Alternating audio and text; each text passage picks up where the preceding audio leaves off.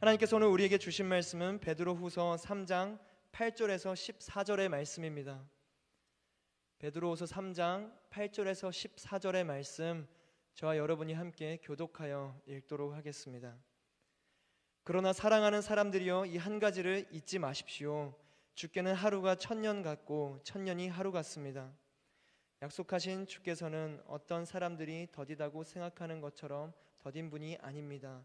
오히려 여러분을 위해 아무도 멸망하지 않고 모두 회개에 이르기를 바라십니다. 그러나 주의 날이 도둑같이 올 것입니다. 그때 하늘은 큰 소리를 내며 떠나가고 그 구성 물질들은 불에 타 해체되며 땅과 그 안에 있는 모든 것이 드러날 것입니다. 이 모든 것이 이렇게 해체될 것이니 여러분은 어떤 사람이 돼야 하겠습니까? 여러분은 거룩한 행실과 경건함으로 하나님의 날이 임하기를 바라며 간절히 사모하십시오. 그날에 하늘이 불에 타 해체되고 그 구성 물질들이 불에 녹아 버릴 것입니다. 그러나 우리는 그의 약속대로 의가 지배하는 새하늘과 새 땅을 바라봅니다. 함께 읽겠습니다. 그러므로 사랑하는 사람들이여, 여러분은 이 일들을 고대하고 있으니 점도 없고 흠도 없이 주 앞에서 평강 가운데 드러나기를 힘쓰십시오. 아멘. 네, 오늘은 기다림과 승리라는 제목으로 이서진 목사님 나오셔서 말씀 선포해 주시겠습니다. 목사님 나오실 때 큰 환영의 박수 부탁드립니다.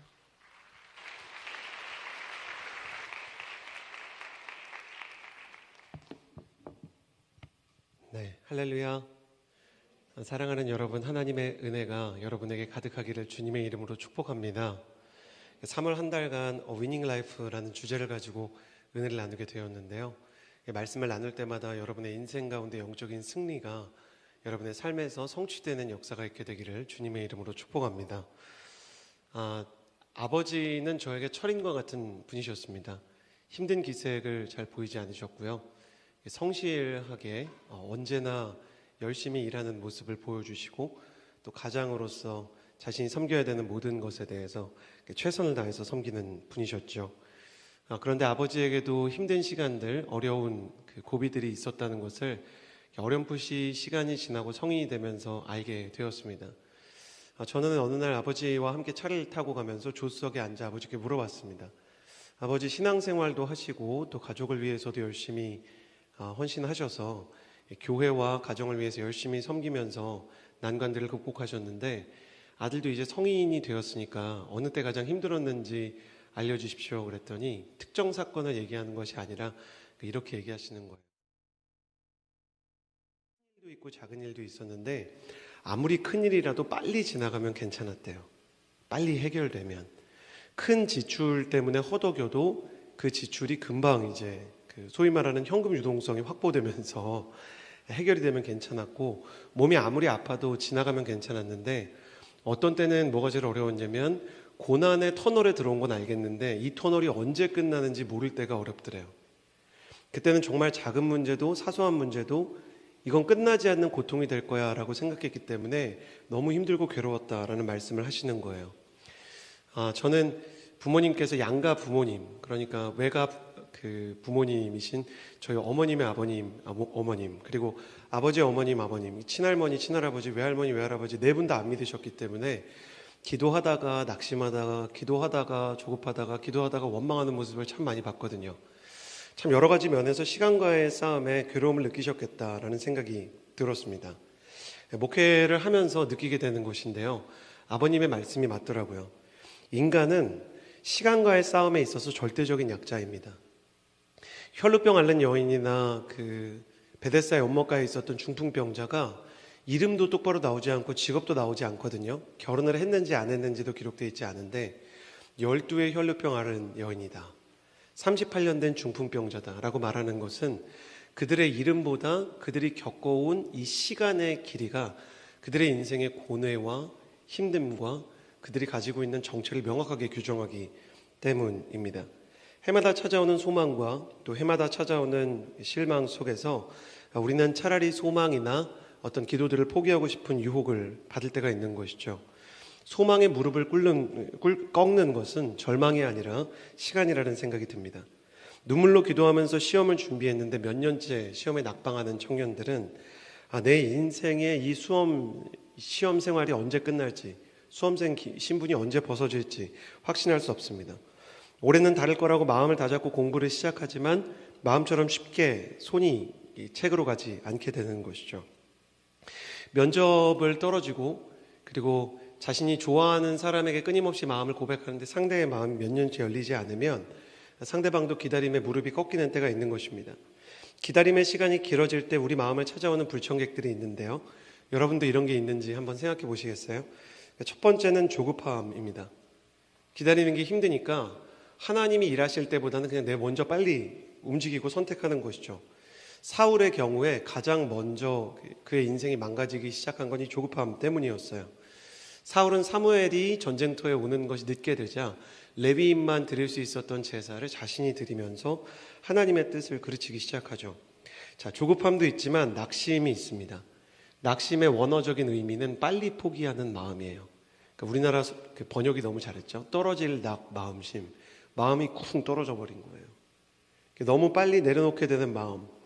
기다려도 변하지 않을 거라고 생각하기 때문에 낙심한다는 건 그냥 내 마음을 보호하기 위해서 그냥 소망을 포기해버리는 마음입니다. 원망은 하나님이 계신 것 같은데 왜 응답하지 않으실까라는 마음이에요. 모태신앙 계세요? 손 한번 이렇게 살짝 표시해 주시겠어요? 모태신앙에는 특징이 있는데요. 적극적으로 원망하지 못해요. 그 약간 어릴 때부터 부흥회 때 그런 걸 들었거든요. 김 권사님이 원망하다가 그만 교회를 타고 오는 버스가 뒤집혀 버린 것이었습니다. 저 그런 거를 하도 듣고 자라가지고 하나님에게 적극적으로 원망하지 못하는 거죠. 그러면 원망 대신 뭐가 있냐면 교회용 유머가 늘어요. 그래서 하나님 너무 힘듭니다 이렇게 쓰고, 하나님 왜 도대체 기도에 응답을 안 하십니까 이렇게 말 못하니까 그렇게 쓰는 거죠. 책 제목인데요, 결혼에 대한 책 제목 중에 교회 언니가 쓴 이런 책 제목이 있더라고요. 기다리다 죽겠어요. 이런 교회식 유머가 계속 늘어나기 시작하는 것입니다. 제 안에 말씀을 준비하는데 기다림과 승리라는 주제를 보면서 그런 생각이 들었습니다. 하나님은 기다림에 지쳐가는 우리의 마음을 아실까? 전능하신 하나님이신데 기다림의 늪으로 천천히 끌려 들어가는 우리의 조급함과 낙심과 원망의 정체를 알고 계실까? 그런 질문으로 조용히 시간을 가지면서 성경도 읽고 또 기도도 해보니까요, 하나님께서 우리의 마음을 알고 계시고 우리의 기다림에 지쳐가는 마음을 아신다는 조용한 확신을 오늘 말씀 가운데서 알게 되었습니다. 오늘 말씀 속에서 하나님의 때를 기다리며 혼란에 빠졌던 초대교회의 이야기를 좀 나눠보고자 합니다. 자, 베드로 후서의 배경이 되는 초대교회 이야기를 해볼게요. 초대교회에서 영적으로 가장 큰 질문과 난관은 뭐였냐면 예수님의 재림이 지연되고 있다라는 것이었습니다. 예수님께서 승천하시는 장면을 기록한 사도행전 1장을 보면 이런 말씀이 있어요. 갈릴리 사람들아, 왜 여기 서서 하늘만 쳐다보고 있느냐. 그러니까 예수님께서 승천을 하시니까 저라도 그러겠어요. 계속 이렇게 하늘을 보는데 예수님 안 보여도 계속 이렇게 보게 되는 그런, 어떤 건지 알 것 같지 않으세요? 예수님이 올라가는데 계속 쳐다보게 되는 거죠. 근데 이윽고 예수님이 전혀 안 보이게 됐는데 계속 보고 있으니까 재밌는 거는 예수님은 승천하시고 사라지셨는데 천사들은 이렇게 남아서 한심하게 제자들을 보고 있는 거예요. 그러면서 천사들이 뭐라 그러냐면 갈릴리 사람들은 왜 하늘만 보고 있느냐. 그래서 뭐라고 얘기하냐면 너희 곁을 떠나 하늘로 올라가신 이 예수는 하늘로 올라가시는 것을 너희가 본 그대로 다시 오실 것이다.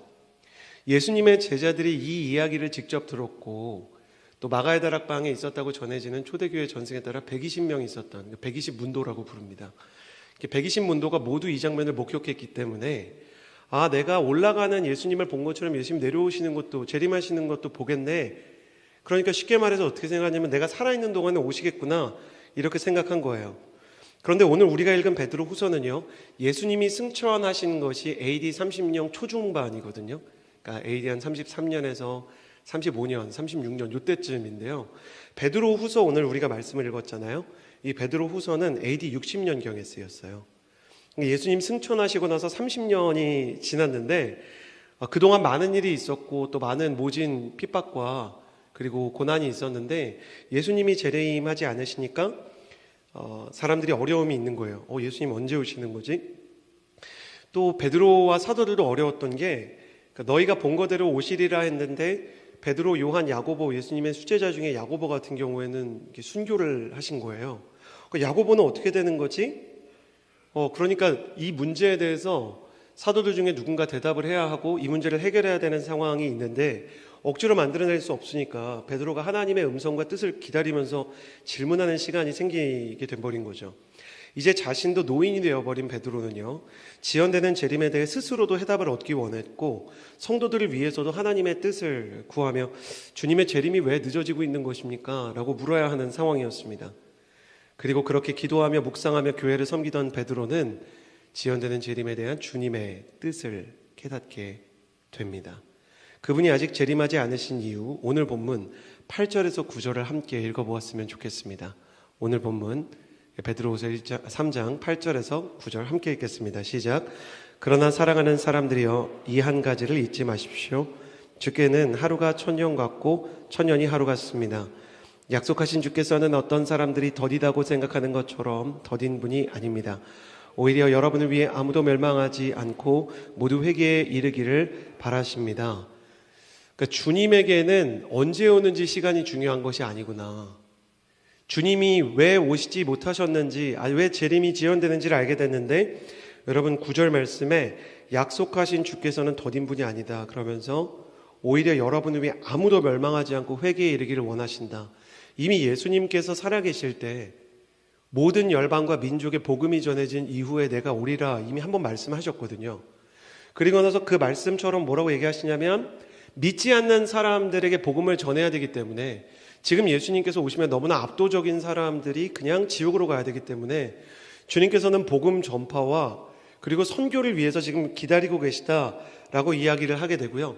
요한계시록까지 가면, 그리고 사도 바울과 요한계시록의 시대에 성경이 쭉 쓰여지면서 사람들이 알게 돼요. 우리가 잠자는 것처럼 무덤에서 누워 있다가 예수님이 오실 때 잠든 상태로 모두 깨어서 한 시간에 동시에 모두 예수님의 재림을 보겠구나. 예수님께서 재림하실 때 올라가신 걸 본 것처럼 제자들도 무덤에서 있다가 일어나서 주님의 재림을 보게 되겠구나. 그건 나중에 이제 알게 됩니다. 근데 그 전에 지연된 이유에 대해서는 예수님께서 복음이 전해지기 위해서 지금 기다리고 계시다라는 거예요.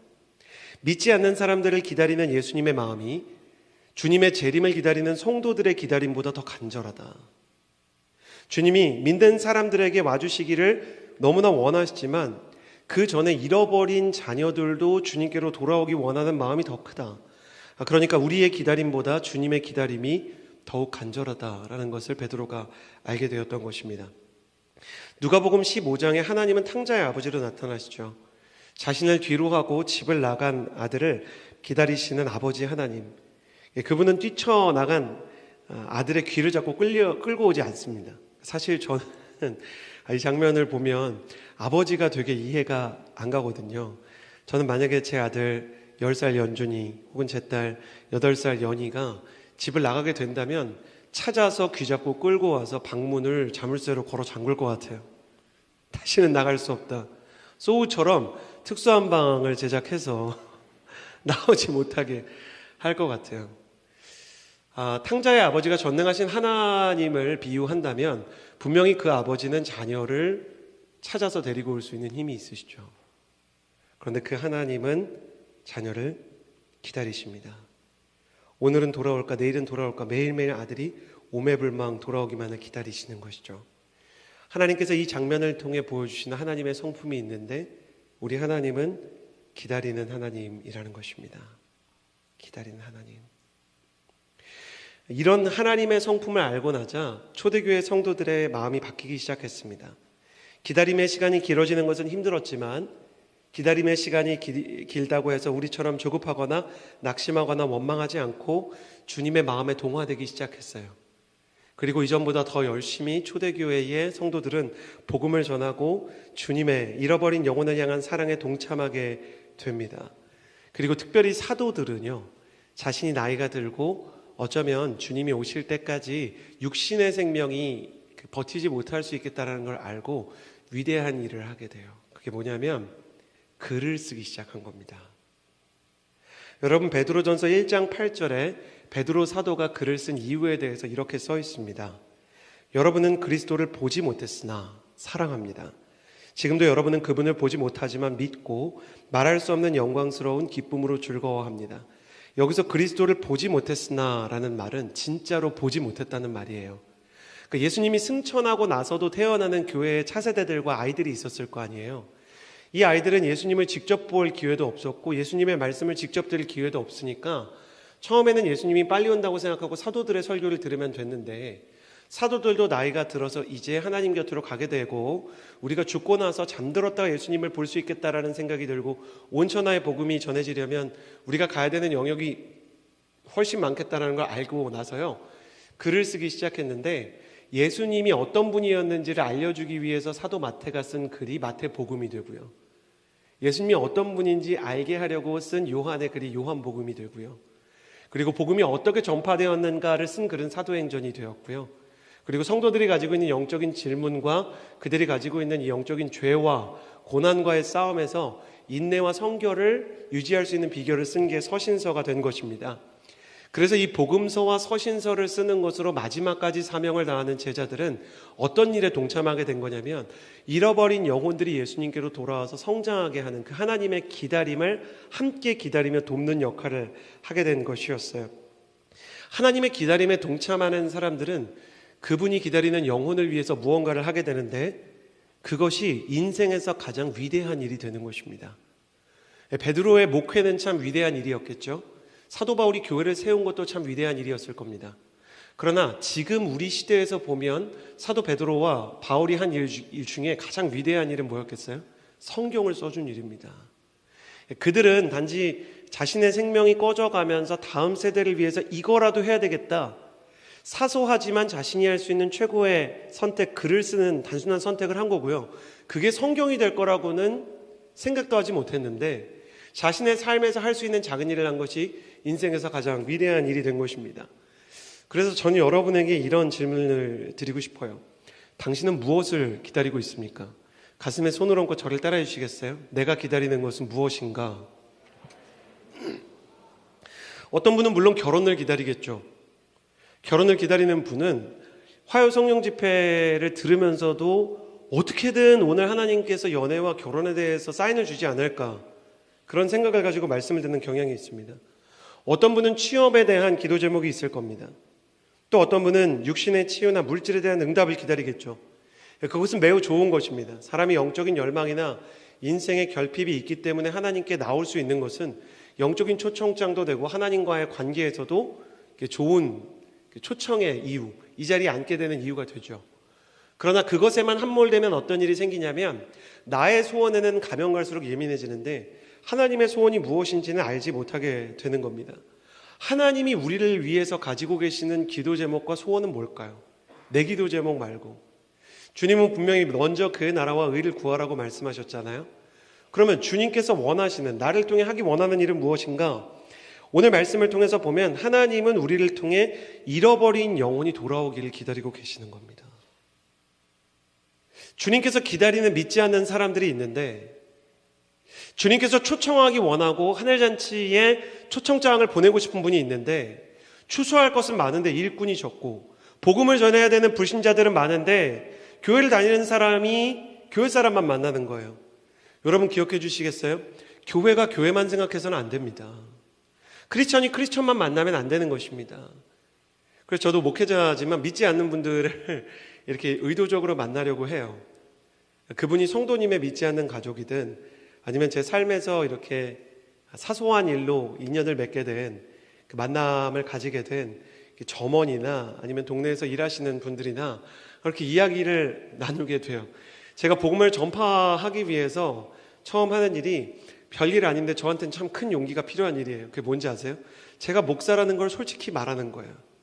그때부터 모든 삶이 불편해져요.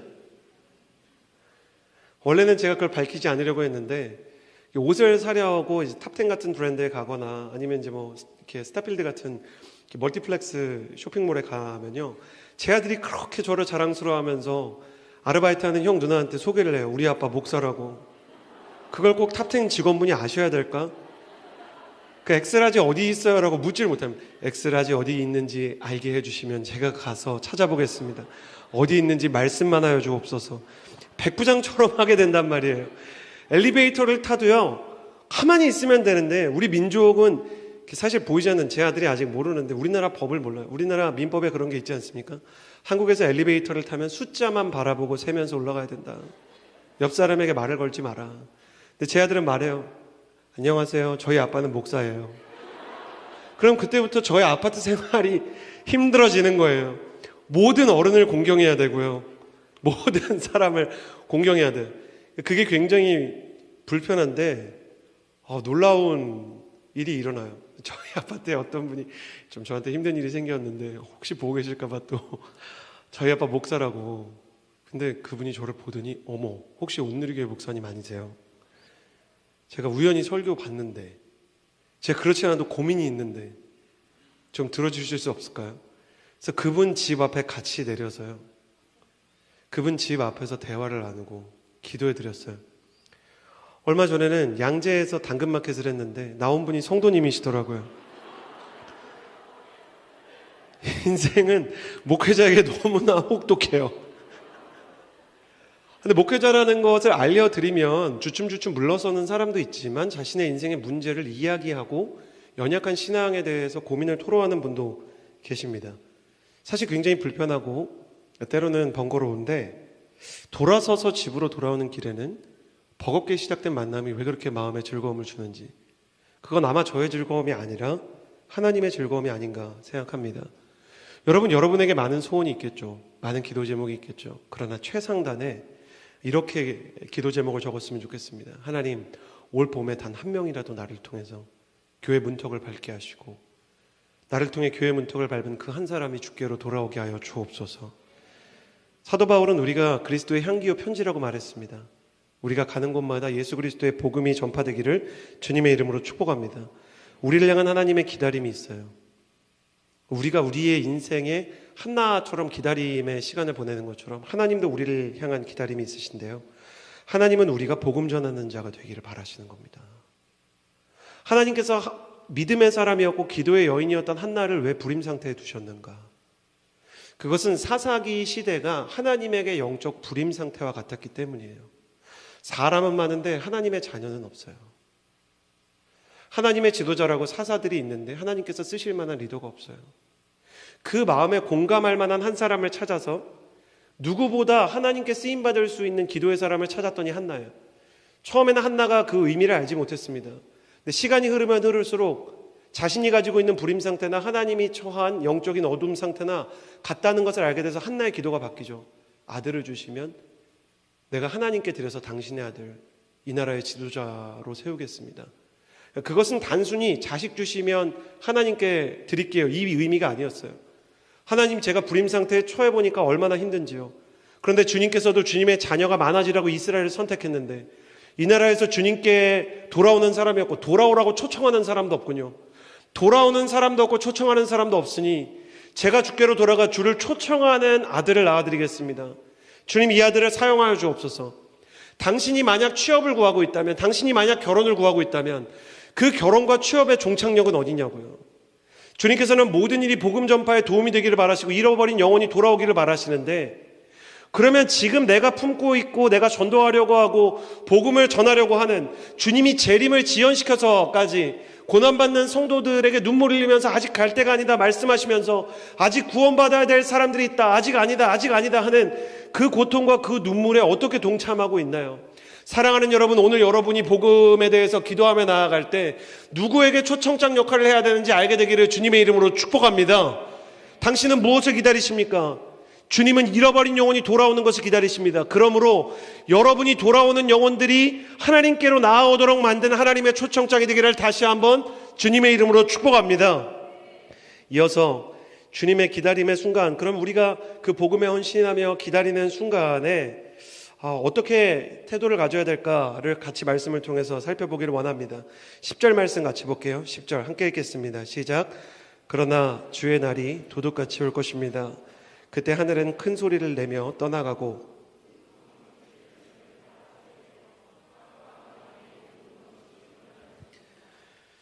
첫 번째 메시지가 당신은 무엇을 기다리고 있는가 였다면, 두 번째 메시지는 이것입니다. 저를 따라해 주시겠어요? 나는 무엇을 준비하고 있는가? 1986년에 축구 왕제 마라도나가요. 지금의 리오넬 메시처럼 자신의 조국을 이끌고 월드컵 우승을 이뤄냅니다. 지금도 그렇고 또 옛날에도 그렇고 축구는 전 세계에서 가장 많은 나라가 하는 스포츠이기 때문에 축구를 연구하고 분석하는 사람들도 대단히 많거든요.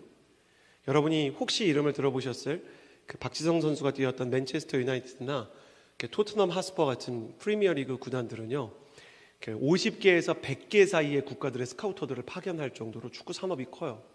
그러니 마라도나가 이제 환상적인 마법과 같은 플레이를 펼치면서 그 아르헨티나를 우승으로 이끌었을 때 어떻게 이 마라도나가 이런 뛰어난 활약을 할 수 있었는지 축구 연구가들이 연구를 하는데 흥미로운 사실을 발견했어요.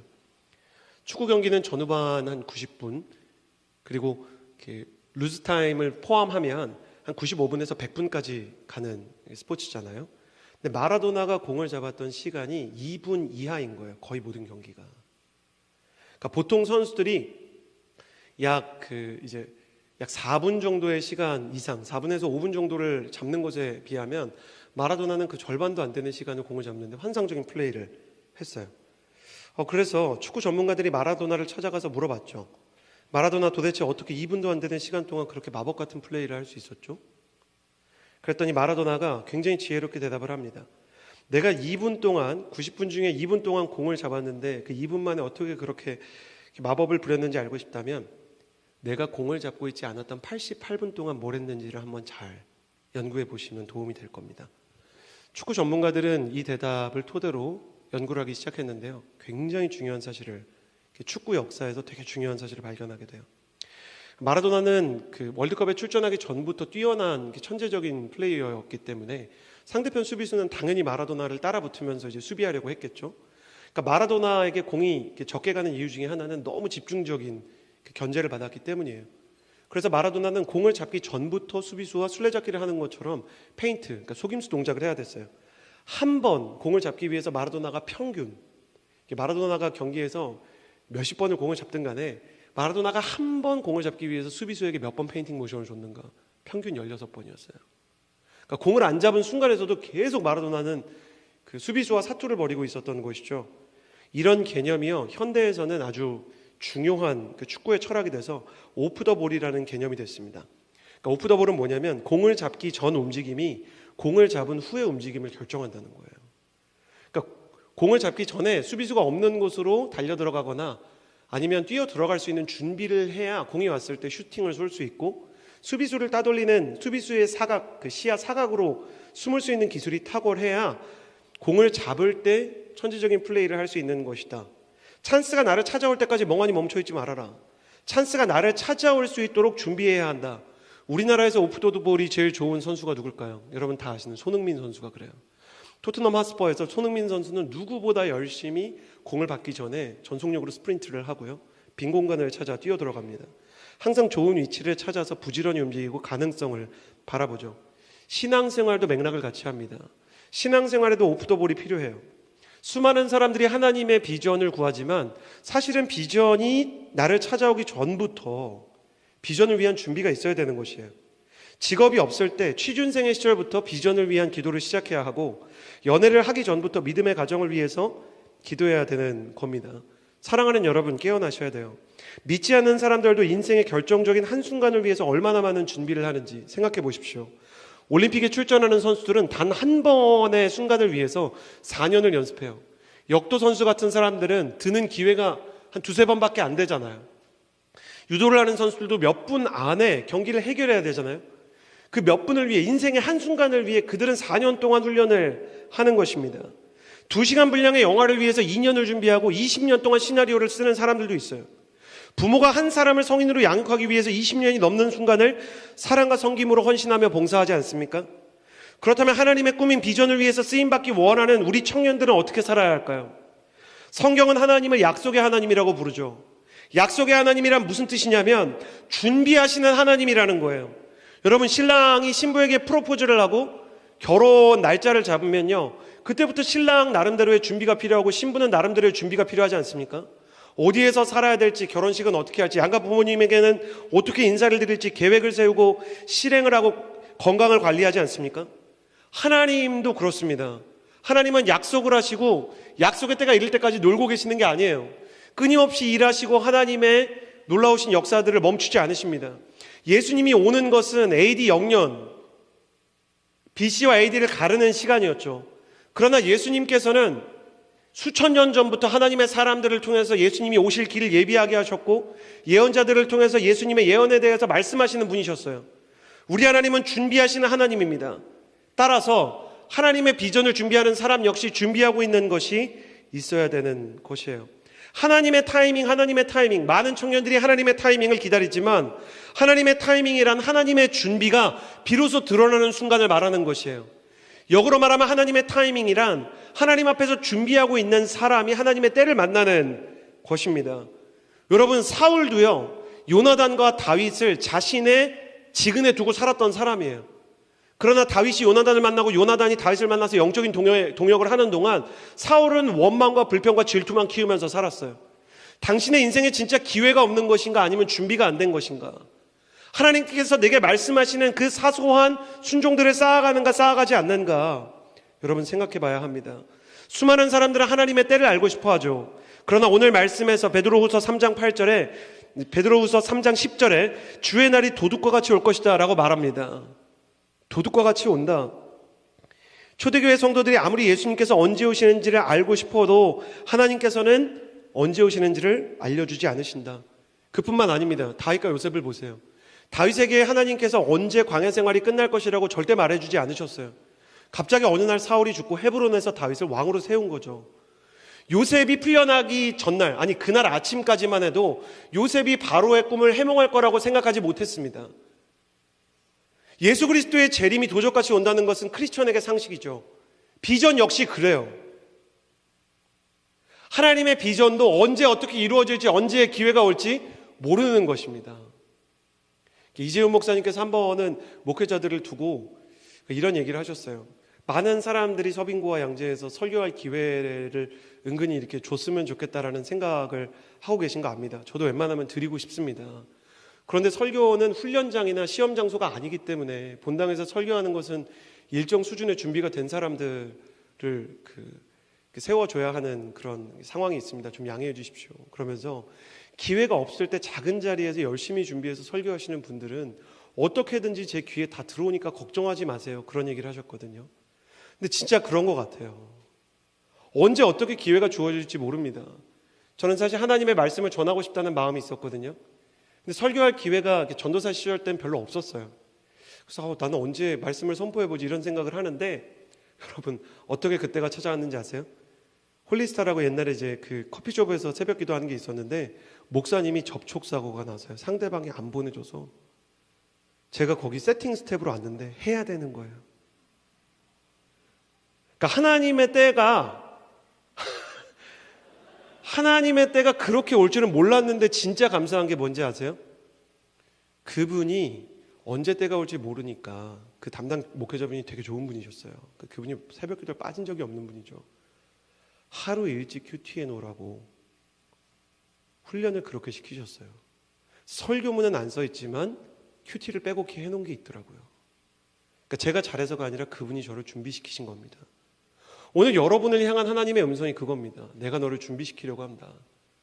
우리는 하나님의 때를 구해야 될까요? 아니면 뭘 준비해야 합니까를 물어야 할까요?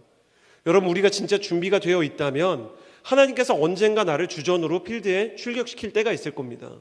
준비는 안 되어 있는데 때만 기다린다면 사울이 되지 않겠습니까? 마틴 루디 존스 목사님은 청년이 인생에서, 크리스천이 인생에서 겪을 수 있는 최악의 문제는 준비가 되지 않았는데 때를 만난 거라 그랬어요. 준비는 안 됐는데 때를 구하는 마음이 있다면 미뤄두십시오. 하나님은 때를 구하는 사람보다 때를 준비하는 사람을 찾고 계십니다. 저는 여러분이 하나님의 때에 주전으로 뛸 수 있는 역량이 있는 하나님의 사람 되기를 주님의 이름으로 축복합니다. 갑자기 골리앗 앞에 서서 그 앞에서 싸워야 될 때 그 골리앗을 쓰러뜨릴 수 있는 준비가 되어 있는 소년 다윗과 같은 사람이 되기를 주님의 이름으로 축복합니다. 당신은 지금 무엇을 준비하고 있습니까? 마지막 때를 위해서도, 비전의 날을 위해서도 주님 앞에서 청년의 때에 준비하는 사람이 되기를 예수 그리스도의 이름으로 축복합니다. 하나님의 사람들이여, 준비할 것이 무엇인지를 알고 그 준비를 위한 순종의 장을 향해 나아갈지어다. 하나님께서 우리를 부르고 계시다는 거예요. 만일 우리의 숨이 오늘 밤 자는 중에 멎는다고 해도 주님은 우리에게 이렇게 물어보실 거예요. 너는 뭘 준비하다 왔느냐? 그때 우리에게 대답할 만한 말이 있게 되기를 바랍니다. 그렇다면 이 준비를 위해서 또 우리가 어떻게 살아가야 되는가? 베드로는 우리가 복음을 전하는 것을 구해야 하고 또 하나님이 원하시는 그 준비를 해야 한다. 복음 전할 준비도 해야 되고 비전을 위해서도 준비해야 된다라고 말하면서 놓치지 말아야 되는 것 한 가지를 더합니다. 11절과 12절 그리고 14절의 말씀을 같이 읽겠습니다. 함께 읽겠습니다. 시작. 이 모든 것이 이렇게 해체될 것이니 여러분은 어떤 사람이 되어야 하겠습니까? 여러분은 거룩한 행실과 경건함으로 하나님의 날이 임하기를 바라며 간절히 사모하십시오. 그날에 하늘이 불에 타 해체되고 그 구성 물질들이 불에 녹아버릴 것입니다. 그러므로 사랑하는 사람들이여, 여러분은 이 일을 고대하고 있으니 점도 없고 흠도 없이 주 앞에서 평강 가운데 드러나기를 힘쓰십시오. 첫 번째 메시지는 당신은 무엇을 기다리고 있는가? 복음 전파를 꿈꿔야 한다 말씀드렸어요. 당신은 무엇을 준비하고 있는가? 비전과 하나님의 쓰임, 복음의 전파를 위해 훈련하고 준비하라. 세 번째, 가슴에 손을 얹고 저를 따라해 주시겠어요? 당신은 어떻게 변화되고 있는가? 당신은 어떻게 변화되고 있는가? 자, 11절에 이렇게 써 있습니다. 여러분은 어떤 사람이 되어야 하겠습니까? 그러면서 어떤 사람이 되어야 하고 주님을 기다리면서 주님의 쓰임을 받기 위해 어떤 품성을 갖춰야 되는지 5가지를 얘기합니다. 11절, 거룩한 행실을 갖춰라. 거룩하다라는 것은 세상과 다르게 하나님의 사람답게 살아가라는 것이죠. 또 경건하게 살아가라. 경건함이란 가들리니스, 주님의 성품을 닮은 사랑과 온유의 성품들을, 성령의 9가지 열매를 말하고요. 세 번째, 12절에 하나님의 날이 임하기를 간절히 사모하라. 예수 그리스도의 재림을 기다리며 사모하라 말씀하십니다. 14절에 네 번째로 점도 없고 흠도 없어야 된다. 죄와 싸우고 회개하고 돌이키는 삶을 살아야 된다. 그리고 14절에 평강 가운데 드러나는 삶을 살아야 한다. 그 조건이 충분하면 편안한 건데 조건이 없이도 성령님만으로 평안한 것을 평안이라고 부르죠. 세상의 편안은 조건이 만들기 때문에 조건이 사라지면 같이 사라지지만 성령님이 주시는 평안은 조건이 사라져도 성령님이 계시면 유지가 되는 거죠. 근데 거룩한 행실, 경건함, 하나님의 재림을 향한 사모함, 점도 없고 흠도 없는 회개, 평안함, 이걸 어떻게 다 지키고 사나? 그런 생각이 드는 거예요. 죄송합니다. 몇몇 분이 목사님 지키셔야죠. 목사님이시잖아요. 이런 표정인데 엘리베이터에서 그래서 제가 목사인 것을 밝히기가 그러니까 성경을 정직하게 보면 이걸 어떻게 다 지킵니까? 내가 이걸 어떻게 완벽히 지킬 수 있을까? 근데 사도 베드로도 하나님도 이걸 완벽히 다 지키라 율법적으로 말하고 있는 게 아닙니다. 제가 아들을 낳고 딸을 낳고 부모가 돼서 자녀를 길러보니까 하나님의 마음의 일부를 조금씩 깨닫게 되더라고요. 부모가 자녀에게 원하는 건 완벽이 아닙니다. 완벽이 아니라 성장이에요. 그러니까 부모가 아이가 태어났는데 이제 막 태어난 3개월짜리 아이한테 인간이라면 이족 보행을 해야지. 네가 그러고도 사람이야? 어버버 하지 말고 말해봐. 아빠 인플레이션이 높아지고 있어요. 말해봐. 여러분 이게 말이 안 되잖아요. 그러니까 부모는 그 자녀의 수준을 알고 있습니다. 근데 그렇다 그래서 그 아이가 10살이 됐는데도 기어다니고 15살이 됐는데도 한국말을 못하는데도 존재만으로 소중해. 그러진 않아요. 부모가 원하는 건 연약한 그 아이의 수준에 맞게 조금씩 그 아이가 변화되고 성장하는 것입니다. 하나님도 마찬가지입니다. 우리 하나님은 기다리는 하나님이라고 앞서 말씀드렸잖아요. 하나님은 성경을 통해서 목표를 분명하게 말씀하실 뿐 목표를 지금 당장 성취하라고 말씀하시는 게 아닙니다. 회개라는 단어는 다 뜯어 고치라는 뜻이 아니에요. 히브리어로 회개는 슈브라는 뜻이죠. 슈브라는 건 뭐냐면 이렇게 걸어가다가 돌이켜가지고 내가 가던 방향을 이렇게 걸어가다가 돌이켜서 반대 방향으로 가는 거예요. 그럼 생각해 보자고요. 이 사람이 벌써 죄를 향해서 여기까지 왔어요. 그럼 돌이켰을 때 이 사람이 저쪽에 있는 의를 향해서 한 번에 도약할 수 있냐? 이 사람이 갑자기 막 비약을 할 수 있냐? 그렇지 않은 거예요. 죄의 웅덩이에서 어두운 곳에서 빛을 향해 터널에서 빛을 향해 나아가듯이 동굴에서 빛을 향해 나아가듯이 조금씩 한 걸음씩 나아가는 것이죠. 하나님은 우리더러 하늘을 날라고 말하는 것이 아니라 발걸음을 돌이켜 한 걸음씩 돌이켜라 얘기하시는 거예요. 그러니까 하나님이 원하는 건 완성이 아니라 지금보다 조금씩 나아지는 방향의 전환입니다. 하나님은 우리의 작은 방향 전환에도 감동하십니다. 제가 아이가 이제 일어났던 처음 그 시간을 첫째도 기억하고 둘째도 기억하거든요. 목회자들 아이들이 보편적으로 좀 일찍 걸어요. 집이 약간 좁아서 벽들이 가까이 있다 보니까 애들이 가다가 인생의 벽을 만나서 벽을 잡고 이렇게 일어나기 시작하거든요. 집이 약간 작은 게 도움이 될 때가 있어요. 그러니까 아이가 일어나면 주로 주저앉고 기저귀 꿍 찍고 그리고 애가 희한하게요. 사람은 진짜 틀려요. 아빠 엄마 눈치를 봐요. 그럼 그때 온 힘을 다해서 격려하고 박수치면 애가 어떻게 하는지 아세요? 여러분도 다 그렇게 일어난 거예요. 아, 넘어져도 괜찮구나. 안심을 하고 다시 벽을 잡고 기어오르는 시도를 하게 되는 것입니다. 주님은 우리가 넘어지는 것도 괜찮다고 말씀하세요. 포기하지 말아라 얘기하는 것입니다. 그러나 율법을 핑계로, 완벽할 수 없다는 핑계로 아예 포기하는 사람들이 얼마나 많은지요. 여러분 기억하십시오. 0이랑 1은 너무 다른 거예요. 0에는 하나님의 은혜를 100만을 곱해도 0이에요. 하나님의 은혜를 1000만을 곱하고 2억을, 하나님의 은혜를 수억을 곱해도요, 그거는 다 0이 돼버리는 거예요. 근데 1은 곱하면 곱하는 대로 그래도 값이 나오는 거죠. 주님이 원하는 방향으로의 변화가 있는 것과 없는 게 이렇게 다르다는 겁니다. 아무리 작아도 한 걸음을 가야 하나님께서 그 손을 붙잡아 주시는 거예요. 여러분은 어떻게 변화되고 있습니까? 혹시 100이 될 수 없다는 핑계로 1이 되지 못한 0의 태도를 합리화하고 있는 건 아닌가요? 어차피 완벽할 수 없는데 이대로 살다 죽지 뭐. 그래도 주님은 당신을 사랑하고 기다리시겠지만 주님의 기다림은 당신을 향해서 감격이 아니라 눈물이 되고 안타까움이 될 것이에요. 사랑하는 여러분, 100분의 1도 좋고 1000분의 1도 좋아요. 그러나 작은 부분이라도 지금 달라져야 합니다. 지난해에 비해 올해 여러분의 신앙이 무엇이 바뀌었나요? 거룩에 있어서, 주님의 성품에 있어서, 하나님을 향한 갈망과 재림의 사모함에 있어서, 회개에 있어서, 평안 가운데 있어서 얼만큼 성장했나요?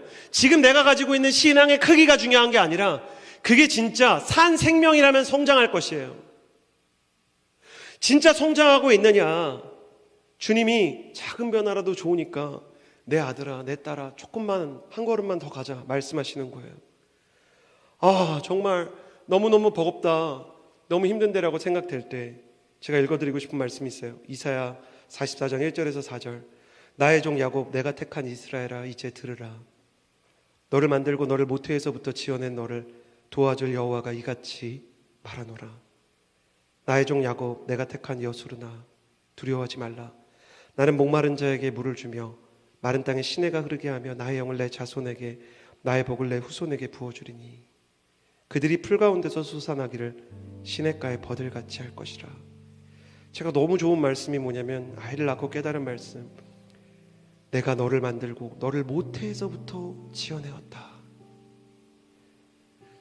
제가 자녀가 모태에 있을 때를 생각해 보니까, 여러분 아이가 생기고 나서 방꿈이겠어요? 아니면 아이가 뱃속에 있을 때 방꿈이겠어요? 며칠 전에 제가 너무 좋아하는 전도사님이 또 아이를 낳으셨는데, 또 그렇게 소망하던 형제 여러분 죄송합니다, 딸을 낳으셔서 기쁨이 배가이신 것 같더라고요. 아주 감격에 겨워서 전도사님이신데 굉장히 귀여우시더라고요. 근데 아이를 낳기 전부터 그 아이를 위한 물품들, 젖병들, 부모는 나름의 준비를 합니다. 주님께서 왜 모태에 있는 아이에 대한 이야기를 하실까 깨닫게 된 것이, 하나님은 우리가 태어나기 전부터 우리의 삶을 준비하셨다는 거예요. 시편에 말하기를 주께서 내가 모태에 있을 때부터 하셨고 나의 장기를 만드셨다 하셨고요. 예레미야에게 주님 말씀하시기를 내가 네가 모태에 있을 때부터 알았고 네가 태에 있을 때부터 너를 열방의 선지자로 세웠다 말씀하셨어요. 하나님은 우리가 태어나기 전부터 우리의 비전을 준비하고 은혜로운 손길로 우리를 향한 하나님의 사랑의 계획들을 세우셨어요. 여호와 이레, 준비하시는 하나님이신 것이죠. 기다림의 시간 혹 그렇게 느끼진 않으셨는지요? 하나님 왜 이렇게 어려운 것만 얘기하세요? 난 힘이 없는데, 세상에 도무지 내 편은 하나도 없는 것 같고 이해해주는 사람도 없어서, 나는 박수소리 못 받고 격려받지 못해서 목사님이 설교할 때 얘기하는 것처럼 걸음마를 할 때 박수 쳐주는 사람이 너무 없었던 것 같아요. 아니요, 그렇지 않아요. 세상에 내 편이 하나도 없는 것 같다고 생각이 되어도 하나님은 태어나기 전부터 나의 편이었다고 이야기하는 거예요. 되는 일이 하나도 없다고 말해서는 안 돼요. 하나님께서 내가 존재하기 전부터 지금까지 나를 위해 일하시고 지금도 내가 너희를 위해서 일한다, 이서진 목사 가서 선포하라 말씀하고 계시기 때문이에요. 그 주님의 수고와 응원이 우리 인생에서 계속 나를 향해 있고 그 하나님의 응원이 내 마음에 닿을 때마다 내가 은혜와 감격의 눈물을 흘리게 되는데, 이미 그 은혜와 감격을 누렸으면서도 달라지려고 하지 않고 성장하려고 하지 않으면서 나의 인생의 100분의 1도 변화되지 못하는 것을 어차피 안 되니까 그만둘래요 라는 마음으로 포기하려고 하지 않았는가. 하나님의 응원과 사랑과 준비가 헛되지 않도록 100분의 1이라도 1000분의 1이라도 한 노래에 나오는 것처럼 삶의 한 절이라도 주님 내가 그 마음을, 성경의 9가지 열매 중에 한 가지라도 사랑과 기쁨과 화평과 오래 참음과 자비와 양성과 충성과 온유와 절제의 열매를 주님 내가 맺기를 원합니다. 한 영혼이라도 주께 돌아오게 하는 일에 실패하더라도 내가 주님과 함께 나아가기 원합니다. 그렇게 말하면 안 되는가? 주님이 나와 함께 걷지 않겠니 말씀하시고 나의 사랑하는 자야 나의 기다림을 함께하며 나와 함께 일어나 같이 가자 말씀하고 계세요. 주님이 우리를 응원하시고 우리의 성장을 기다리고 계십니다. 한 걸음 용기를 내어서 주님의 손을 잡고 성전 미문에 앉았던 안진뱅이처럼 일어나는 예수 그리스도의 은혜와 치유의 시간이 되기를 축복합니다. 이 시간에 함께 기도하며 나아갑시다. 기도할 때 첫 번째로 기도하고 싶은 것은 이것입니다. 하나님 아버지, 내가 변화되어야 하는 부분들을 주님 말씀하셨는데 내가 외면하였습니다. 주님, 내가 잘못된 것들에 중독되어 있었고 하나님께서 싫어하시는 미움과 원망에 내 마음을 내어 맡겼습니다. 믿지 않는 사람들처럼 내 마음이 세상의 돈과 욕심에 이끌렸고 하나님, 나의 기도 제목이 너무 강해서 하나님의 뜻을 헤아릴 여유가 없었습니다. 나는 하나님의 소원을 다 들어드릴 만큼 훌륭하고 대단한 사람은 아니지만 하나님의 소원의 10,000분의 1이라도 한 절이라도 주님께 기쁨을 드리고 싶습니다. 사랑하는 여러분, 언제까지 주님의 위로만 바라시겠어요? 이제는 그것을 뛰어넘어 주님의 기쁨과 주님께 감격을 드리는 사람이 되기를 주님의 이름으로 축복합니다. 저는 여러분이 주님의 자녀답게 넘어지더라도 다시 일어나기를 바라는데요, 그 마음을 가지고 이 시간 주님 내가 조금이라도 달라지기 원합니다. 그 마음을 가지고 계신 분들 자리에서 일어나서 함께 기도할까요? 기도할 때 가슴에 손을 얹고 일어나서 주님, 제가 일어났습니다. 주저앉아 있지 않겠습니다. 주님, 내가 변해야 되는 부분을 알게 하여 주시고 주님, 내가 아주 작은 변화라도 나의 삶에서 만들어갈 수 있게 하시고 예수님을 조금이라도 닮아갈 수 있게 하여 주옵소서. 두 손을 가슴에 얹고 주님, 나를 변화시켜 주시고 나의 변화 가운데 하나님의 거룩한 역사가 일어나게 하여 주옵소서. 주여, 한번 뜨겁게 부르짖고 기도합시다. 주여!